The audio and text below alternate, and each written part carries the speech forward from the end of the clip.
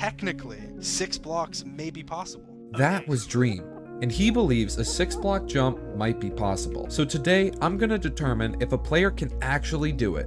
No cheats, just run and jump. Now there are 2 parts to solving this mystery. First, we need to know the longest distance we can travel when jumping. And second, we need to know the actual distance of the 6-block gap. Let's start with the second bit, as this is going to be far easier than the first. A common practice video game developers do is to allow the player to run past the edge of the floor to give them extra time to jump. This is huge because this means that our 6-block gap that we need to jump is actually less than we think. And if we go into Minecraft's F3 screen and slow down the footage, you can see that we are able to gain an additional 530 thousandths of a block before we fall off the platform, which brings our 6-block gap down to 5.47 blocks. This is great. Now we know the minimum distance needed to complete the jump, but we still need to figure out what is the farthest distance that we can jump without cheating. In order to accomplish this, we need to create a test setup that will allow us to have the most optimal conditions and has high repeatability.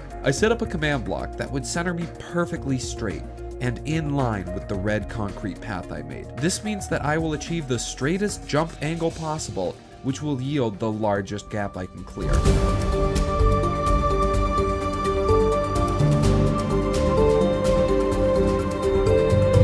After multiple attempts, I noticed a couple of problems with the current setup. Number 1 is that I'm not jumping at the absolute last possible moment. And 2, my jumps are inconsistently timed. To solve these issues, I calculated the distance between where I jumped and the farthest edge of the block that I could stand on.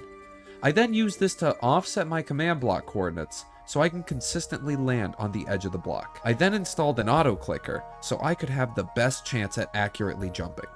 And there was a clear improvement. I traveled an additional 0.159 blocks, but it still wasn't enough.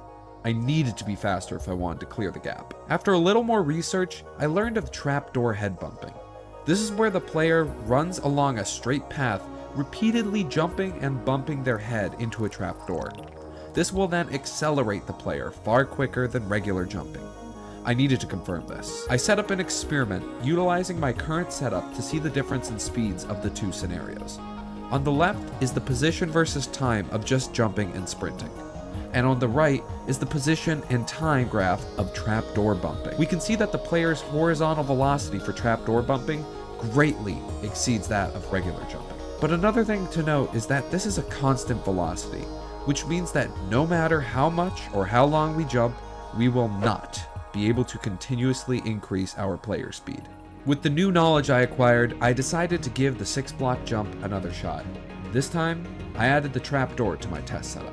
So let's get out creative, let's align ourselves, start the auto clicker, let's go.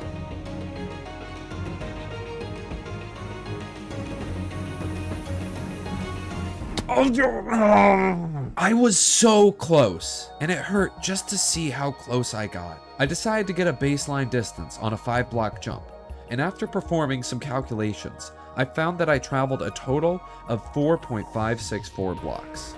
If this was the absolute best case scenario, I was still shy by about 0.906 blocks.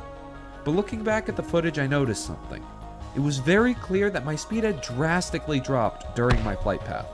I was curious, so using some simple kinematics equations from early physics, I found out that I reduced my speed from almost 10 meters per second while head bumping all the way down to 1.75 meters per second at the moment of my jump. That's an insane loss in momentum. If I want to have even a chance at a 6-block jump, I would need to find a way to gain an additional 1.51 meters per second when I jumped. If I were to use ice blocks or soul speed, I definitely think I would be able to make it.